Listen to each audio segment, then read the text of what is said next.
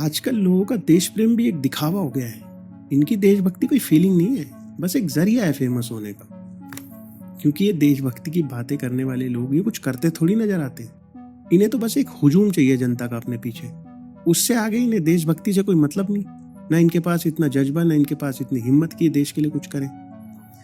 ज्यादातर इन नए देशभक्तों को देखो तो ये क्या कर रहे हैं? भड़काऊ बातें कर रहे हैं, बकवास करते जा रहे हैं ताकि ज्यादा से ज्यादा लोग इनके पीछे खड़े हो जाएं, ज्यादा से ज्यादा लोग इन्हें फॉलो कर लें।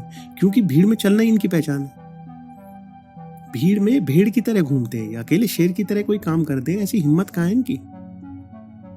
तो तुम्हें भड़काते हुए नजर आ जाएंगे कि कैसे हिंदू हो तुम, कैसे मुसलमान हो तुम, आवाज उठाओ, दंगे करो। यही सब तो ये बोल रहे हैं। गौर से देखो कभी कोई भी गलत काम, किसी मंदिर को तोड़ना, किसी मस्जिद को तोड़ना, कहीं दंगे करना, ये भीड़ ने ही तो करा है।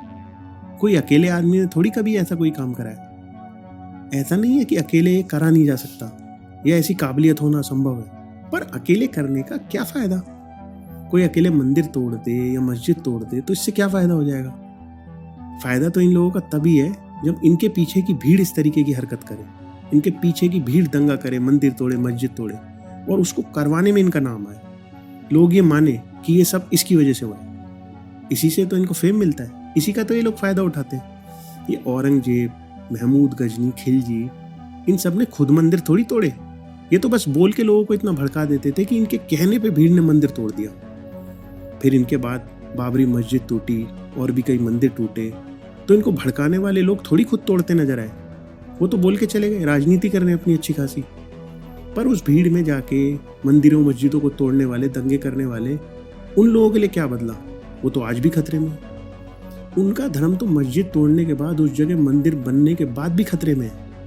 आगे भी कितनी मस्जिद तोड़ दो, कितने भी मंदिर तोड़ दो, इससे कोई बदल थोड़ी जाएगा। जब पहले कुछ नहीं बदला तो अब आगे इससे क्या बदल जाएगा? भीड़ पसंद है दुनिया में सबको। तुमको भी भीड़ में खड़ा होना पसंद है, क्योंकि भीड़ कर दो तो गीदड़ भी शेर। अकेले चींटी ना मार सको तुम, और भीड़ में किसी एक धार्मिक समुदाय को पूरा खत्म करने का दम भरते हो तुम। इसीलिए तुम भीड़ ढूंढते हो। हिंदुओं की भीड़ में खड़े हो जाते हो, मुसलमान की भीड़ में खड़े हो जाते हो, क्रिश्चियनों की भीड़ में खड़े जाते हो, और लगता है तुम्हें कि हम अकेले नहीं है। एक मोटिवेशन मिलता है तुम्हें। इस दुनिया में भीड़ करना कौन सी बड़ी बात है? जेसीबी की खुदाई करवा दो, कहीं पे दो मुर्गे लड़वा दो, हिंदू मुसलमान की बातें करवा दो, कर देती है जनता भीड़। और भीड़ ने आज तक जब भी कोई दंगा कराए या कोई इलीगल काम कराए, उसे करने के बाद ऐसा आज तक नहीं हुआ कि वो भीड़ में करने वाला आदमी पछताया ना हो।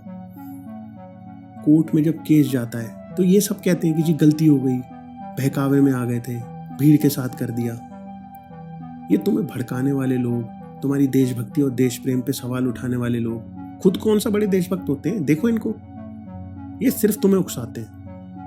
तुम्हें भड़का के, तुम्हारी भीड़ करवा के ये खुद को तुम्हारा मालिक समझते हैं। इनका असली मकसद ये होता है कि देशभक्ति की जो परिभाषा ये बताएं उसे तुम मान लो। जिस चीज को देश की भलाई के लिए ये बोले तुम्हें करने को, तुम उसे चुपचाप कर लो बिना किसी सवाल के, तभी तुम देशभक्त हो। पहली बात तो, अगर इस भड़काने वाले को, अगर इस देश प्रेमी को सच में देश के लिए कुछ करना है तो इसमें चिल्ला के भीड़ इकट्ठा करने की क्या जरूरत है? तेरे अंदर जज्बा है, तेरे अंदर काबिलियत है, तो तू कर देश के लिए कुछ। तेरे को रोका थोड़ी है किसी ने। पर ये फेम के भूखे, ये पढ़े लिखे गंवार, इनके अंदर काबिलियत होती तो ये देश में किसी अच्छे पद पे बैठ के देश को सेवाएं दे रहे होते। इन्हीं लोगों के लिए तो मुन्ना भैया ने ये बोला है। तो मैं 50 बार बोल रहे हैं, पढ़ने निकले वाले छात्रों को राजनीति से दूर रहना चाहिए। हैं? अबे पढ़ाई लिखाई में ध्यान लगाओ, IAS बनो और देश को संभालो। लेकिन नहीं, तुम्हारी गांड में चनूने काट रहे हैं।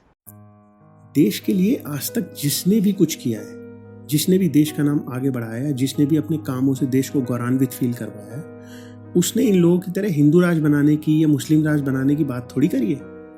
भगत सिंह, स्वामी विवेकानंद, APJ अब्दुल कलाम, राजीव दीक्षित, ये वो लोग हैं जिन्होंने देश को अपना सब कुछ दे दिया बिना किसी फेम या पब्लिसिटी के लालच के। इन महान लोगों में से कोई इन लोगों की तरह धर्म के नाम पे दंगे करवाता नहीं दिखा। कोई इन लोगों की तरह नकली फेम पाने के लिए लोगों को भड़काते नहीं मिला।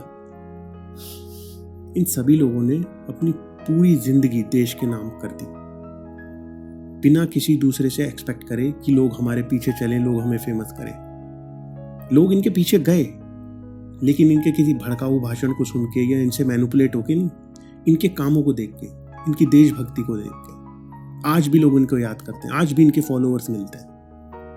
ये जो नकली देशभक्ति का ट्रेंड ये यूट्यूब इंस्टाग्राम पे चल रहा है, ये वहीं तक सीमित है सिर्फ। इससे बाहर ये बकवास करने वाले कभी नजर नहीं आते।